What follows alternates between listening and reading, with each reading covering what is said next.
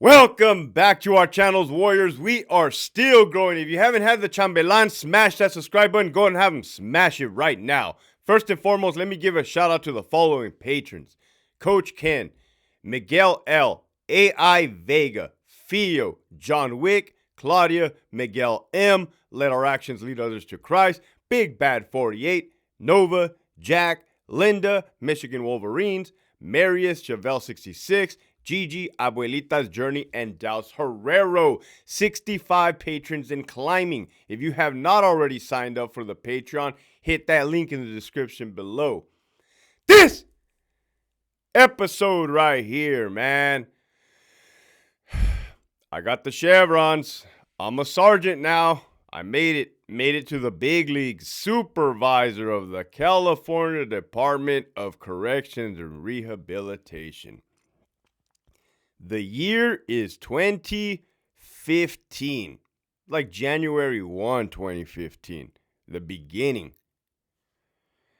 I touched down at Richard J. Donovan Correctional Facility with my shiny ass chevrons, yellow, gold, bright. Luckily, I was schooled up by some OGs and some people with a lot of common sense, experience, and knowledge on how to conduct yourself as green.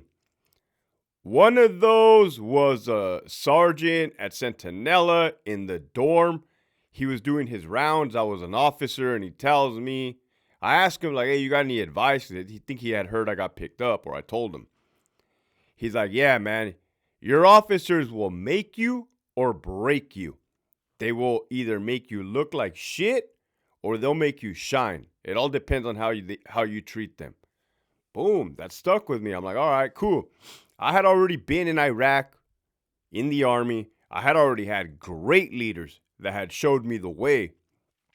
And around that time, I had about 4.5, 5 years of sobriety, clean and sober. Quit drinking because it had destroyed my life, right? So that's where my head was at. It's doing all right. It's doing good. Still, nevertheless, Donovan is not your average prison. So that's just putting it lightly. So when you're new anywhere, right? People want to know what happens on green side, what goes through people's minds. You don't necessarily get embraced with open arms. Wherever you transfer in from, transfer to a different pen, promote to a different pen, I would more say so especially as a supervisor. Because people want to know, what is this individual about? It's almost like a vetting process. I already told you background checks go wherever you land. People will send out texts, people will send out phone calls, and you're either going to come back with a thumbs up or a thumbs down, meaning you're good or no good, right? Bottom line is, can this person be trusted? When it kicks off, is this person going to handle their business with you, right? Like, fight with you. That's pretty much gathering the essence of a background check. And like I said, being new to Donovan, particularly, and I'm going to keep it real and honest with you guys, particularly the individuals that had started at Donovan Prison were not too fond of people that came from the desert institutions, the desert prisons as they call it. Calipatria State Prison, Ironwood State Prison, Chuckawalla, Centinela. They weren't fond of them. That might even be putting it lightly. So now I'm like, hey, I'm a sergeant. I came from the desert, right? So now I'm like, I wasn't trying to prove anything. Believe me, I wasn't trying to prove anything. But I knew damn well what time it was, right? Like, all right, I can't. And common sense will tell you, don't ever land anywhere swinging that martillo around, all right? Apparently, Captain Homito didn't get that message. He's out on workman's comp. We haven't seen him since. That's the truth. I land on, well, you kind of bounce around, you land, you do your little tour of duty, right? So I land on Bravo Yard. It was actually a relief spot. The worst yard in the world, Charlie Yard, level 4 SNY EOP, with one day being on Bravo Yard, which at that time was Sensitive Needs Yard, Protective Custody, SNY. Two of those buildings on Bravo Yard are ADSEG. So you have your yard, it's like a normal 270 design. You have your 5 buildings, but 2 of the furthest buildings, Building 6 and Building 7, are ADSEG, Administrative Segregation. The whole. There is a brick wall so that you cannot see from the recreational yard to behind the wall where the ADSEG individual exercise modules are. The dog cages, the dog run kennels, where the ADSEG inmates go to yard. And I'm just telling you guys how it went down, how it is. So I'm on the yard, right, doing my tour. Just on the yard with the officers. I don't know them. They don't know me. The inmates don't know me, but they see me new. That's another thing. Every time an inmate sees somebody new, they're gonna try to game you. They're gonna try. Whatever it is, they're gonna try. They're gonna test. They're gonna see what you're about. So I'm in the middle of the yard. Those yards are huge. Okay, let me tell you how big those yards at Donovan are for have never been there. I want you to imagine a yard like Centinela or Calipat, Bravo Yard. You have Bravo 5, where the gate is, all the way back to behind the Vogue, like to the furthest building on the Vogue. That's how far one whole yard is from like one building to the next. You can't even see to the other side. They're like little tiny ants you can't even see, which I thought was extremely dangerous, right?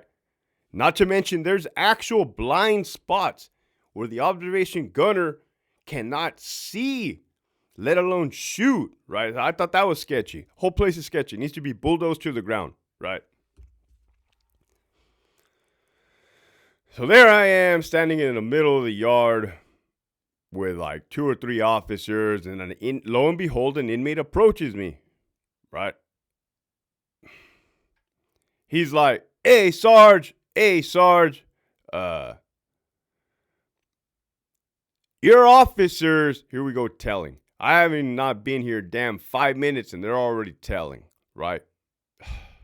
That's how I feel about telling. That's how all of us feel about telling. Telling is telling. It's not good. Look at Tekashi, right? He got beat up at the gym. Hey, Sarge, your officers are telling me that I cannot yell to my homie who's on the other side of the wall in ADSEG, right? And he had, I don't know if he had a Title 15, but he's like, where in Title 15, right? That's the rule book for the inmate population. Where in Title 15 does it say I can't yell from this yard over to the other side of the wall? Right? I didn't get prepped for this, man. There's no test for this. Like, there's no answer sheet.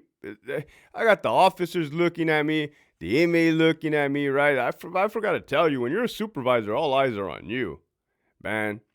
So I look at this dude's fucking tattoos, right? I could tell that the homie got them done in the cell. And I said, tell me where in the Title 15 does it say you're authorized to get those unauthorized tattoos? And he looked at me. He said something. He mouthed off and he walked away.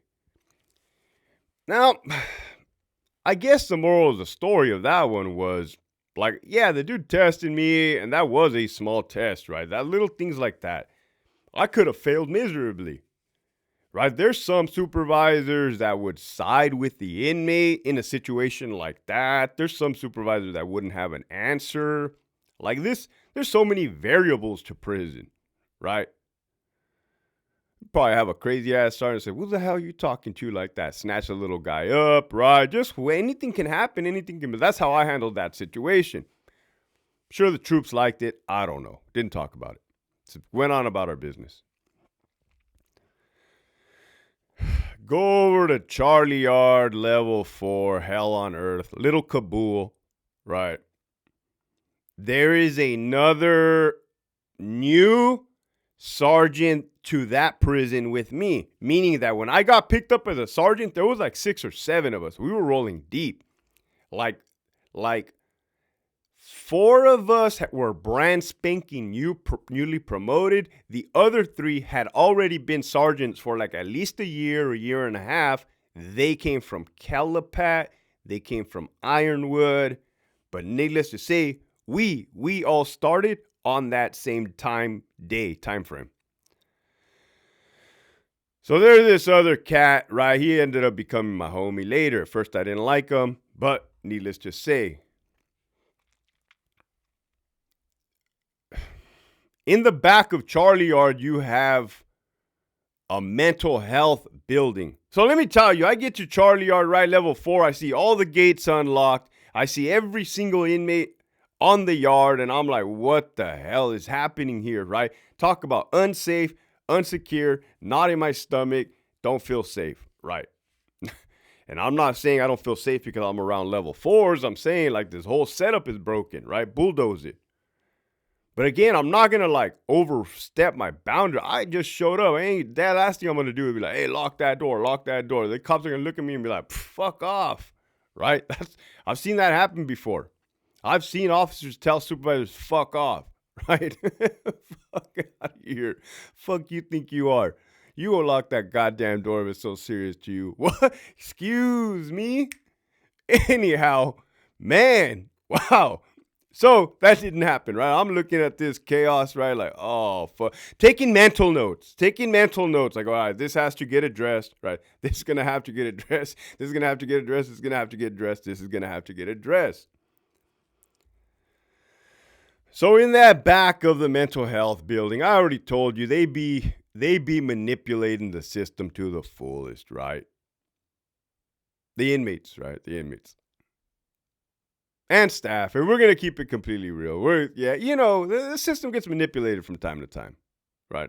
Again, I told you about Homito who's out on workman's comp. That would be a manipulation of the system, right? Because all of a sudden his daddy Pollard leaves and then so he bounces. We've never seen the guy again, right? It's truly sad because he was my homie at one point. Anyhow, here we go.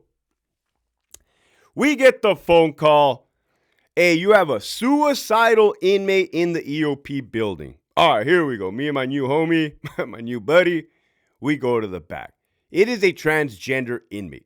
Transgender inmate is in the holding cell in the back, in handcuffs, upset. Said he was suicidal. Me and him, he came from Ironwood, I came from Centinela. Hey, what's up, man? I want to kill myself. Like, nah, what's really the problem? Well, I want to get a new cellmate. This person over here, I want to cell up with this person and not letting me. Okay, well, so like, hey, all this, you're doing all of this, right, because you want a new cellmate.